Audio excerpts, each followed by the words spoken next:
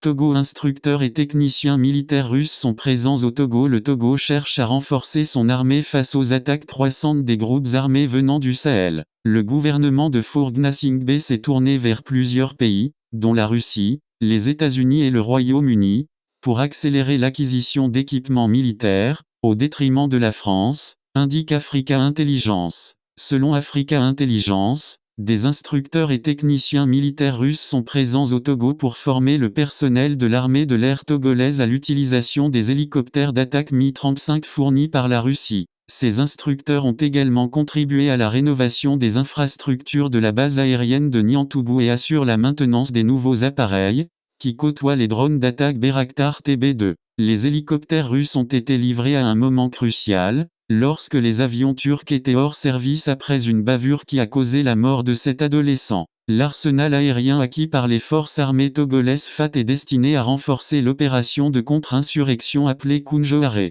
Cette opération, dirigée par le lieutenant-colonel Lassiambé Combat du 2e bataillon d'intervention rapide, vise à contenir l'expansion des groupes armés djihadistes dans les provinces du nord du pays, en particulier dans la région des Savanes, frontalière du Burkina Faso. Le président Faure Gnassingbé est fortement engagé dans cette opération et a récemment effectué des changements au sein de l'armée en remplaçant le chef d'état-major et en liant directement le ministère de la Défense à la présidence. Les négociations entre le Togo et la Russie pour ce partenariat militaire ont débuté en 2019. Le contrat pour les hélicoptères Mi-35, négocié avant le début de la guerre en Ukraine, a été facilité par l'intervention de courtiers en équipement de défense ayant des réseaux bien établis dans la région. Parmi les personnes mentionnées dans ces négociations, le nom de Robert Montoya, un ancien gendarme du GIGN français qui a négocié du matériel soviétique pour le Togo dans les années 1990, revient fréquemment.